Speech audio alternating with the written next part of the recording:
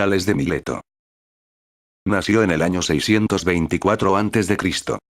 Fue un filósofo, matemático, geómetra, físico y legislador griego.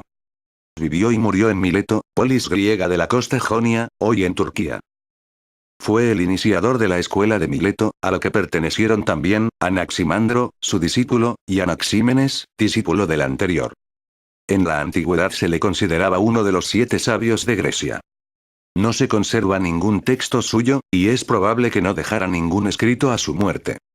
Desde el siglo V a.C. se le atribuyen importantes aportaciones en el terreno de la filosofía, la matemática, la astronomía, la física, etc. Así como un activo papel como legislador en su ciudad natal. A menudo Tales es considerado el iniciador de la especulación científica y filosófica griega y occidental. Algunas curiosidades sobre el sabio. Tales es recordado principalmente por su cosmología, basada en el agua, como esencia de toda la materia. Y por su predicción del eclipse de Sol, que debió ocurrir el 28 de mayo del 585 a.C. Lo espectacular de esta predicción, es que detuvo la batalla entre Aliates y Yaxares en ese año. Es probable que el hecho de que el eclipse fuera total, y la localidad afectada correspondiera a la de una batalla importante, contribuyera enormemente a la reputación de Tales, como astrónomo. Cuando ocurrió el eclipse de Sol, Tales debía estar en la cúspide de su carrera. Y tener alrededor de 40 años. La inclusión del nombre de Tales en el canon de los legendarios 7 hombres sabios, condujo a su idealización y después a la leyenda que le acompaña. Tales y la matemática. El interés de Tales por la ciencia, posiblemente se originó en sus contactos comerciales con Egipto y Mesopotamia. Fruto de los cuales llegó a conocer en buena medida la matemática y la astronomía babilónica. Además, resulta probado que viajó a Egipto y permaneció allí algún tiempo, en el que se inició en los misterios de su religión, y aprendió lo que pudo de su geometría, cuyos contenidos trasladaría luego a Grecia. Fue capaz de comprender y enseñar lo que había aprendido de su relación con los sacerdotes en Egipto. Se cuenta que en uno de sus viajes a Egipto, determinó la altura de la pirámide de Keops, aprovechando la sombra que ésta producía, en un determinado momento.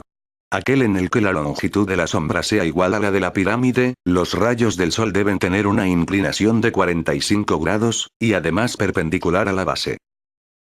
Se atribuyen a Tales varios descubrimientos matemáticos, registrados en los elementos de Euclides. La definición 17 del primer libro, y las proposiciones 5, 15, 26 también del primer libro, y 31 del libro 3. Explicados a continuación. 1. Todo círculo queda dividido en 2 partes iguales por su diámetro. Este teorema, junto a los 3 siguientes, aparece en el comentario de Proclo. Si bien parece ser que Tales fue el primero en demostrarlo, la palabra demostrar no debe ser entendida como lo es actualmente. Según Cantor, lo que posiblemente haría para llegar a esta conclusión, fue dibujar círculos y observar que quedan divididos en sectores circulares, iguales. Con todo, hay que saber que ni siquiera Euclides probaría este teorema, sino que lo enunciaría como una definición, concretamente la 17, en el libro 1 de los elementos. 2. Los ángulos de la base de todo triángulo isósceles son iguales.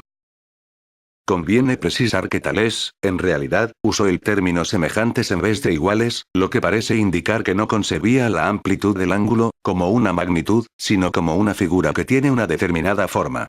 El teorema aparecería después como la proposición 5 del libro primero de los elementos de Euclides. 3.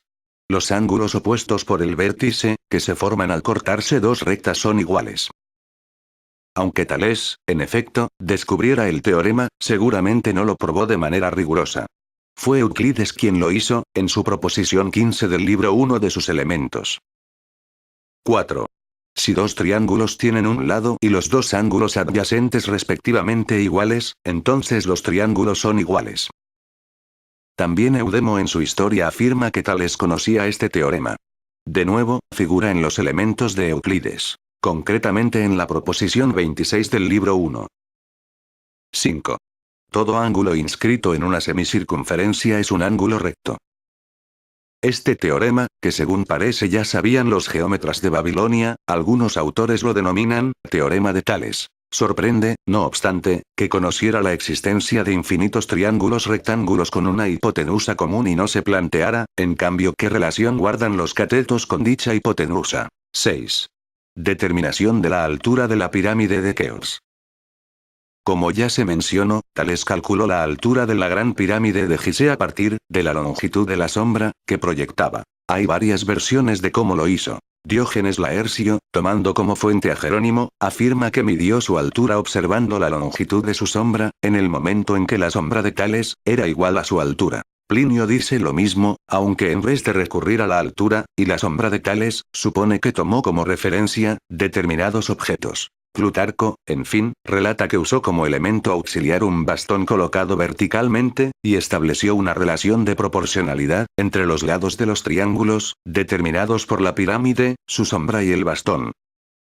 La geometría de Tales marca el inicio de la geometría como una auténtica ciencia, tal como hoy la concebimos. Suponen auténticos teoremas, o sea, afirmaciones exactas sobre objetos matemáticos.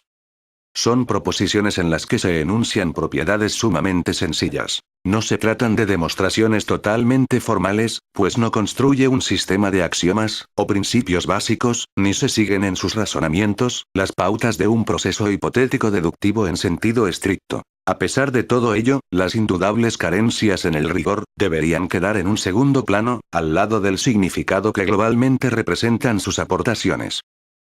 Siendo el punto de partida en la transformación de la matemática experimental, hacia la matemática como ciencia deductiva.